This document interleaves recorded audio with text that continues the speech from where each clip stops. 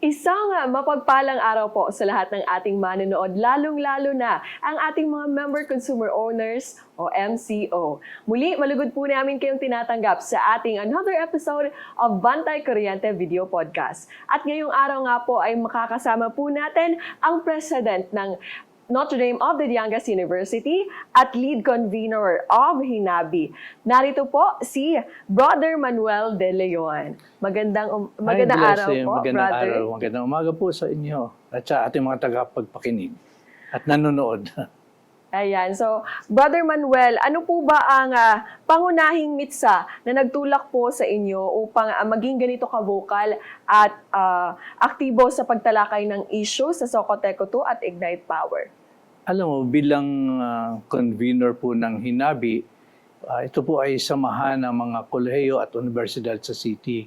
Ang amin pong mga layunin ay para maipromote po yung good citizenship sa ating community. So nag-usap-usap po kami na kaming mga presidente ng kolehiyo at ng mga universidad na huwag tayo mag-compete with one another kasi dapat magtulungan. May samahan, nag-uusap, may conversation para tugunan yung mga suliranin at mga issue tungkol sa ating community. Kasi maski manggagalingin sila sa iba't ibang eskwelahan, pagdating ng araw, citizen pa rin sila ng ating community. So hindi naman sila sasabihin, ikaw citizen ka lang ng MSU or NDDU or Ramon Magsaysay or Holy Trinity or iba-ibang eskwelahan. So nagkasundo po kami na i-promote po natin yung sports development, environment, yung good governance, yung marami pang mga bagay-bagay na affecting our students. Kaya itong issue po ng Socoteco, napag-usapan ho namin sa aming breakfast meeting. At wala po akong parang zero po yung aking knowledge about electricity. Kaya ang sabi ko, paano ko kayo ma-encourage o makapagbigay ng direction kung hindi ko alam yung mga issues tungkol dyan sa Socoteco, sa mga GBA. Wala po akong alam. Kaya nung nag-usap, mag-create tayo ng technical working group. So nag-invite po tayo ng mga lawyers, CPAs, researchers. Tapos sila po yung nag-aral at naliksik, nag-gather ng information para lang mabigyan ng kunting linaw. At ako lang naman nanonood, nakikinig sa mga sinasabi nila.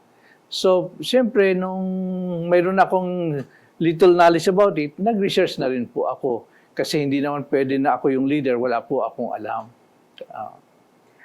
Kamakailan po ay co-organizer po kayo ng isang malawak na media forum para sa mga stakeholder. Ano po ang pinakamahalagang mensahe o impormasyon na nais po ninyong itatak sa isip ng mga ordinaryong member consumer owners na hindi pa lubos na nakakaunawa sa issue ng Socoteco 2? Kasi yung sa beginning, parang in the blind po tayo kung anong nangyayari. So gusto natin na magkaroon ng neutral ground. Tapos magkaroon po ng objective na presentation ng mga information na nanggagaling sa iba't ibang mga sektor, mga proponents, sino maapektuhan, sa mga consumer, sa board.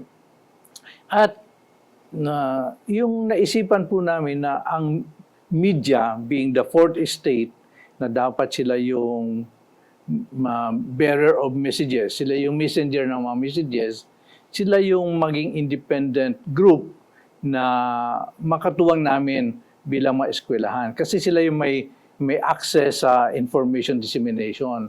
At kami naman sa Hinabi, nag-provide po kami ng assistance tungkol sa yung moderator, nag-organize ng venue. Yun lang po amin. Tapos naimbitahan po natin yung mga proponents. Sino po sila? Pumunta po yung representative ng Meralco, si Attorney Sales, yung representative ng Ignite, si Attorney Babayenon, at yung CDA, yung gustong i-promote yung CDA conversion, na ang nag-represent ay si Mr. Tuts Escalada. Ngayon, inimbitan din po natin ang board ng Socoteco at ng management. Pero hindi po nila pinaunlakan yung ating imbitasyon. Kaya lang, mayroon po tayo nakausap na isang member of the board, si Engineer Baculna, willing naman siyang mag-present kung ano yung nalalaman niya tungkol sa Socoteco. Ngayon, nag-invite po tayo ng isang businessman, si Mr. Marvin Tan, tapos yung taga-RDC, at ako po ang nag-represent sa academe. Yun po ang nangyari. Ngayon, doon pinaliwanag naman nila kung ano yung kanilang intention, yung mga proponents, may nagtatanong. Maganda naman po yung daloy nung forum na yun. Okay? So, I appreciated that. Para mapakinggan ng ating mga kababayan at MCOs, ano ba yung true story? So, wala po kaming pinanigan ho doon. No? Wala kaming pinanigan. We allow the public, sila ang maghusga kung ano yung tama. Sa inyo pong malawakang pagmamonitor sa social media, brother, at sa komunidad, ano po ang pinakamalaking maling akala o misconception ng publiko ukol sa kasunduang ito na sinusubukan ninyong itama ngayon? Doon po sa aking 5-minute presentation doon sa forum, at ito po ay na-pick up ng Rappler. Isa lang po ang aking sinabi doon na parang minadali. Parang minadali. Ngayon, marami pong kahulugan yun. Ito ba ay sinortcut? Ito ba ay minampula? Or bakit hindi po ito ipinaalam sa mga member MCO na mayroon na palang ganong arrangement na nagkaroon na sila ng terms and condition, na nagkaroon na ng acceptance doon sa 70-30 arrangement na offer ng Ignite, although hindi naman yun final kasi conditional pa naman yun. At yung pag-disqualify sa Meralco. At parang nabaliwala yung possibility na hindi ba kaya natin itong status quo pero magre-reform or mag-register tayo sa CDA. So parang napabilis yung proseso. So yung tawag namin doon is procedural lapses. Kasi doon po sa batas na bago po yung GVA, dapat mayroon ng classification na ailing. Although kung voluntary naman po yung mismo yung MCO at saka yung board voluntarily na mag-enter into a GVA, you don't have to wait na maging ailing, no? Pero for you to force or to really parang mandatory na mag-GBA kayo, dapat ailing ang condition at nabigyan kayo ng pagkakataon na ireforma ang electric cooperative. Yun lang po ang issue doon na parang in the blind po yung mga MCOs. Kasi nangyari po yun na nagkaroon ng offer ang Ignite sometime in December, tapos nagkaroon ng meeting in February, nagkaroon ng closed door presentation with both. Tapos gumawa na sila ng 3 resolution. Yung 3 resolution na yon ay yung pag-organize ng TWG, pag-formulate ng terms and conditions, at yung pag-decide na conditional acceptance of the Ignite offer. Ayun po. Pagkatapos, on March 30, nagkaroon na po ng replacement yung acting general manager. Pumasok na po yung tinatawag nilang executive officer. At siyempre, ang basa natin doon, parang nagkaroon ng step-in rights na invoke. Sa inyo pong, tahasan niyo pong tinawag na illegal ang kasalukuyang joint venture agreement sa pagitan ng Socoteco 2 at Ignite Power. Maaari niyo po bang ipaliwanag sa ating mga member consumer owners sa pinakamadaling paraan bakit po ito labag sa batas at interes ng ating mga consumers? Sasabihin ko po na hindi ko po sinabi na illegal ang Ignite, ang GVA. Hindi ko po sinasabi yan. No? Ang kine-question lang po natin, bakit na fast track yung proseso ng pag-award, no? Hindi ko po sinisisi yung Ignite. Nag-offer lang po sila. So, ang gusto ko lang maitanong, bakit yung board parang atat na i-fast track ito, no? Na hindi man lang hinintay na magkaroon muna ng AGMA kasi na downgrade lang po ang Socoteco to in September 2025. That was after the AGMA of 2025. So September 2025, dun pa lang na downgrade. So September, October, bakit hindi na lang muna hinintay pagdating ng AGMA ng May 7, yun naman ang Constitution, para sabihin sa membership na, may problema tayo, na downgrade tayo, ano ating gagawin. Pero walang ganon. Hindi natin parang na caught in surprise po tayo. At siyempre yung terms and conditions, may kaibahan po yun sa terms of reference. Yung terms of reference, parang okay, mag-usap tayo, ito yung aming gusto. Pero yung terms of conditions, medyo parang may commitment na ho yun. No? So, ang maganda sanang nangyari, hindi ho sinisisi yung Ignite. Sila lang ho nag-offer. Ang tanong ko lang sa ating mga board, bakit hindi na lang muna natin hinintay nung ang May 7 AGMA? I-presenta kasi sa AGMA, magpipresent naman yung board at saka yung management, ano yung mga concern ng kooperatiba at magre-react yung ating mga members. Di ba? So, yun lang. Hindi ko pa sinasabi na illegal ang Ignite. Medyo na-mention ko yung illegal kung yung proponent ng Ignite ay nagkakaroon ng town hall meetings na alam naman natin na si former Senator Manny Pacquiao ay 30% proposed owner ng Ignite. At siya ay nagpupunta sa mga barangay-barangay at namimigay po ng mga bigas. No? So ang tanong namin, hindi po babawal yan na ikaw po ay may gustong proposal tapos mayroon kang parang namimigay ka. So hindi po ako bawal yan. Number two, yung paglagay po ng executive officer na pinalitan yung acting general manager, panaho ba yan? Step and right na ba yun na in-invoke ng NEA?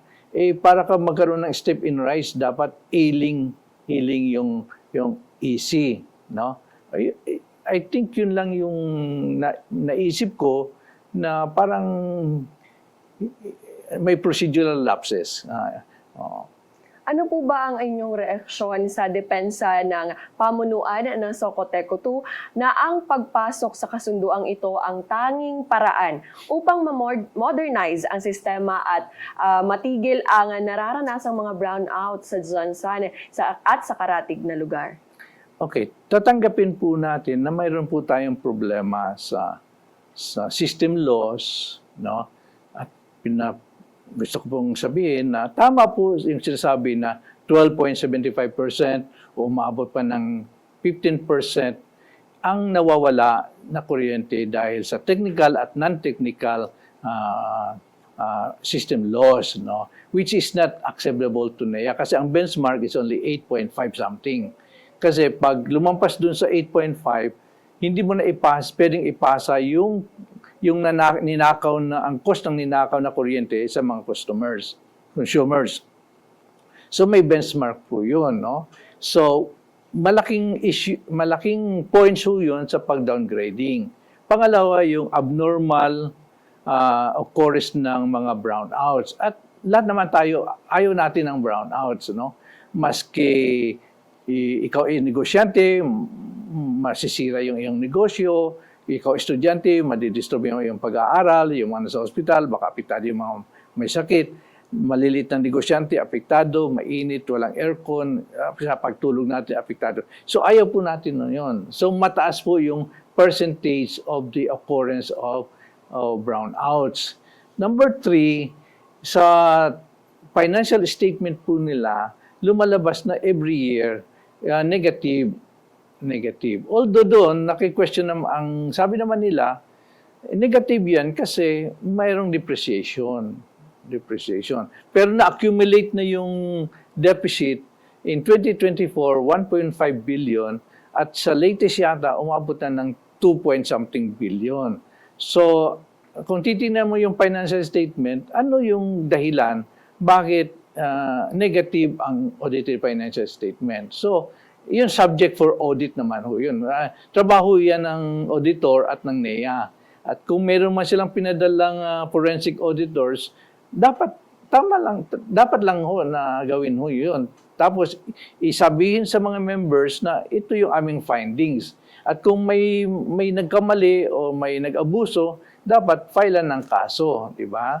Ano ang role naman ng board? Kasi sila naman ating hinalal na sila mga siwa ng policy making, tapos may management, sila magkukontrol doon. So ano naman ang kanilang role doon? So sa akin, dapat gawin nila yung dapat nilang gawin. At kung ano man yun, sabihin po sa atin, kasi ang sabi kasi doon sa kanilang resolution, hindi na feasible yung mag-commercial loans. Kasi may experience naman ho sila na in 2015, nag-apply sila ng application sa ERC allowing them to borrow money. Hanggang umabot na ng 2024, walang action ang ERC. So, talirin yung kamay ng board to upgrade the system, di ba? So, at ang role naman ng NEA, sila naman yung technical at financial support. At although may quasi-judicial power sila, di ba? So, ngayon, pangalawa, GBA lang ba ang possible? Allowed naman yan sa Republic Act 10531 na to entertain private investors. So, legal ho yan. Legal yan na pwedeng i-offer sa GBA.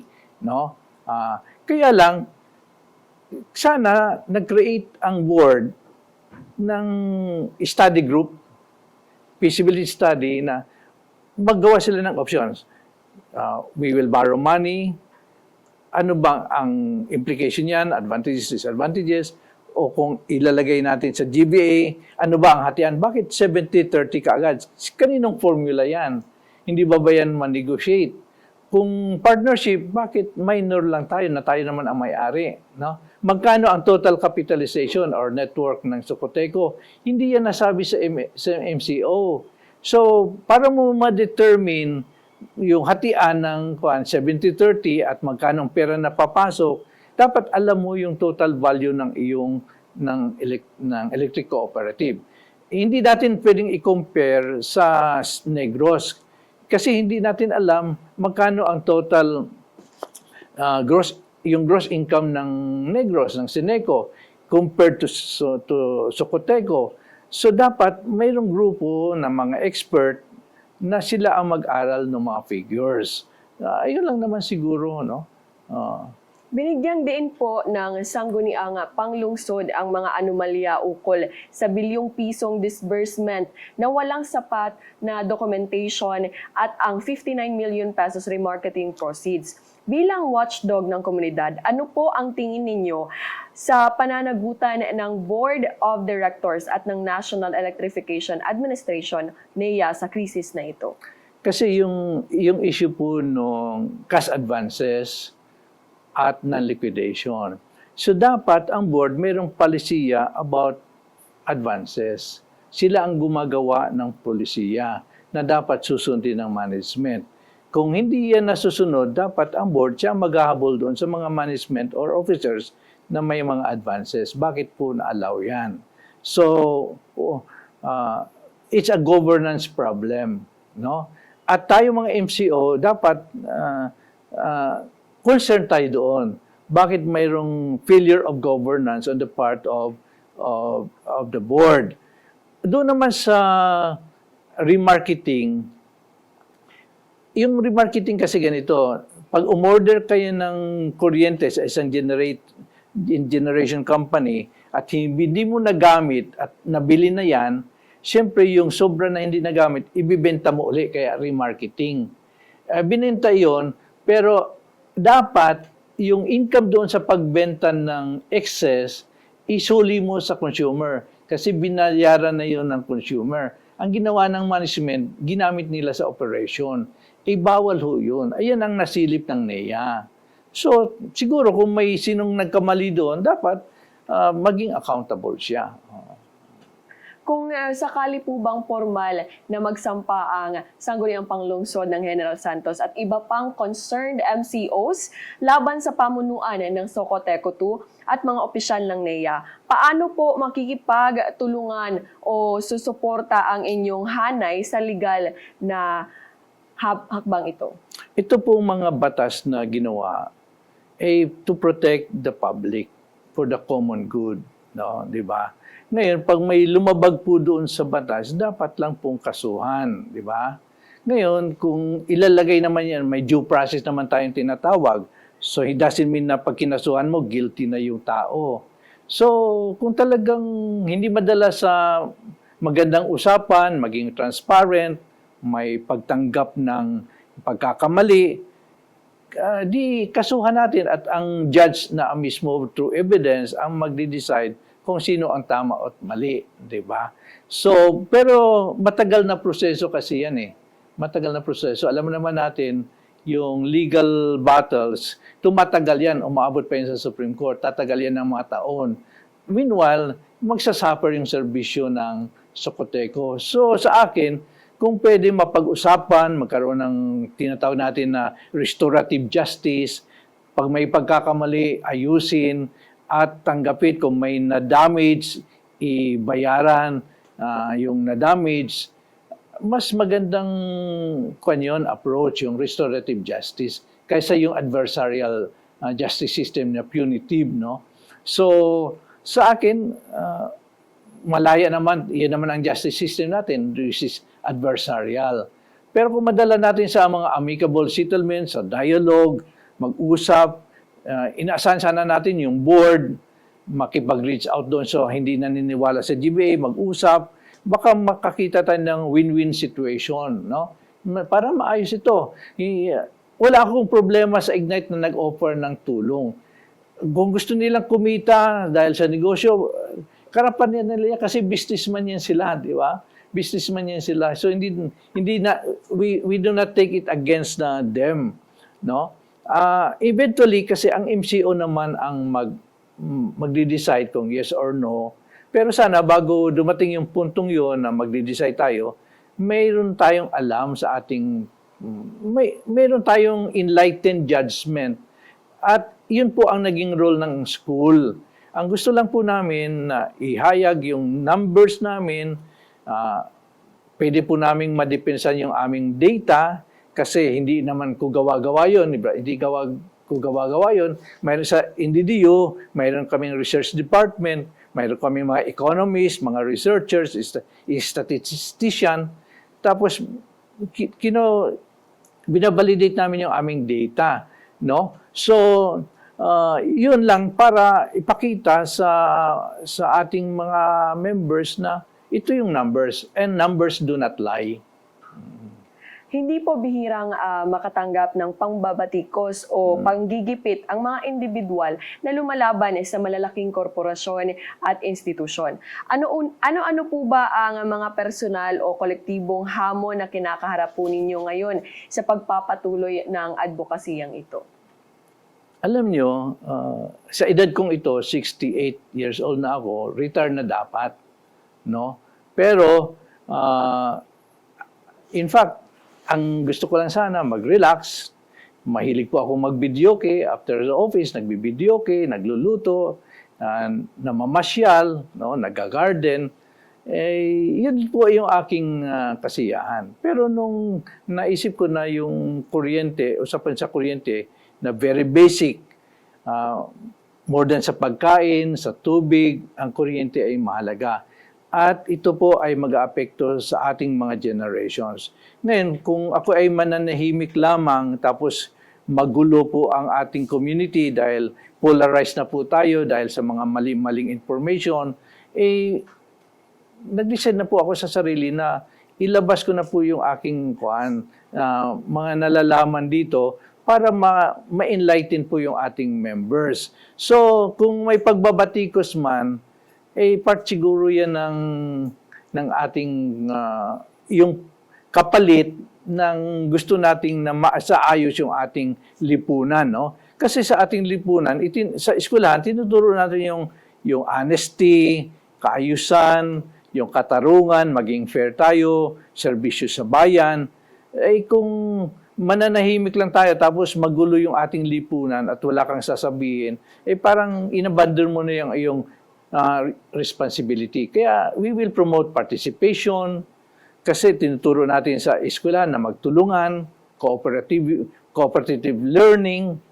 Pag nagtutulungan, marami at malayo ang ating mararating, good citizenship, tapos gamitin natin yung ating conscience at for the common good. So, siguro kung mayroong mga nagbabatikos, in fact, marami ng mga taga-eskwelahan nagsasabi, hindi ka ba apektado dyan sa mga buzzers na yan?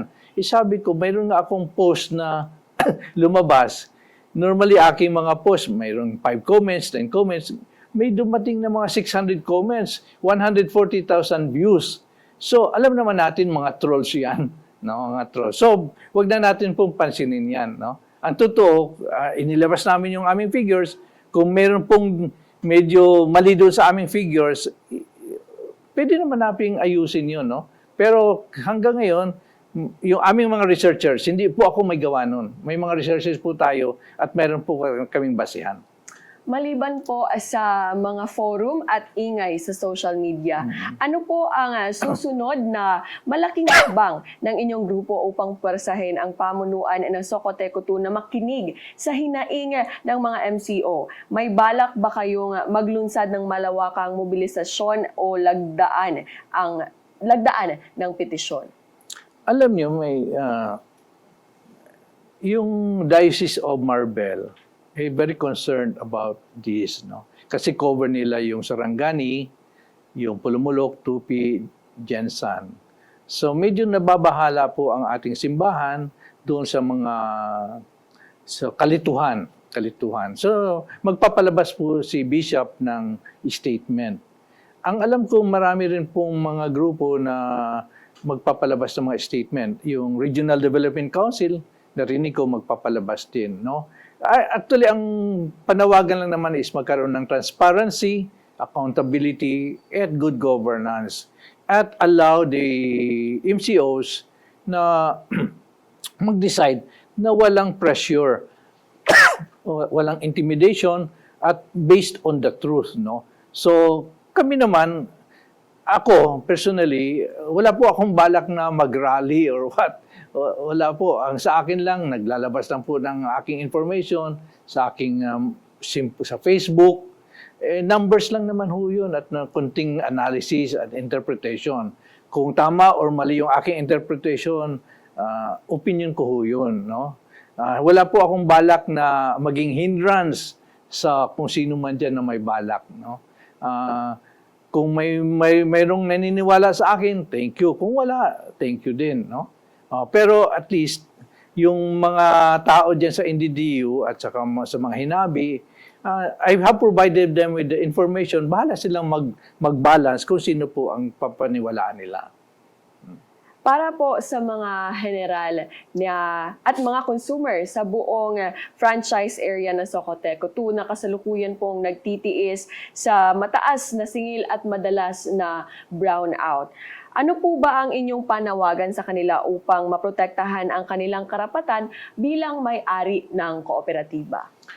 Kung ikaw po ay may-ari ng isang property, even yung lupa, bago maibenta yung isang lupa, lahat ng member ng family pumipirma.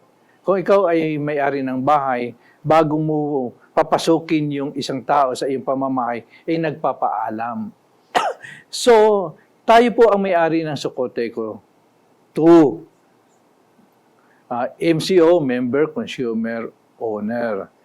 Sana naman, bago gumawa ng hakbang na ito'y ibibenta 70%, may paggalang lamang sa karapatan natin na malaman ano ang dahilan. At sana makonsulta tayo at makapag-participate sa decision making. Hindi na darating na lang yung araw na yes or no, hindi natin alam anong binupagbutuhan natin. So, sa akin, yun lang po.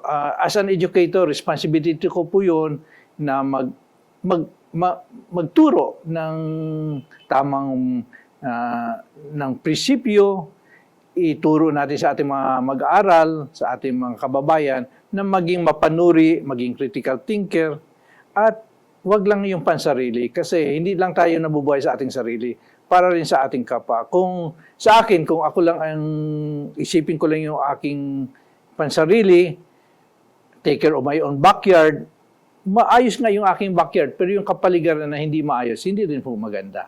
Thank you po. Ayun, maraming salamat po, Brother Manuel De Leon, sa pagpapaunlak po ng aming imbitasyon.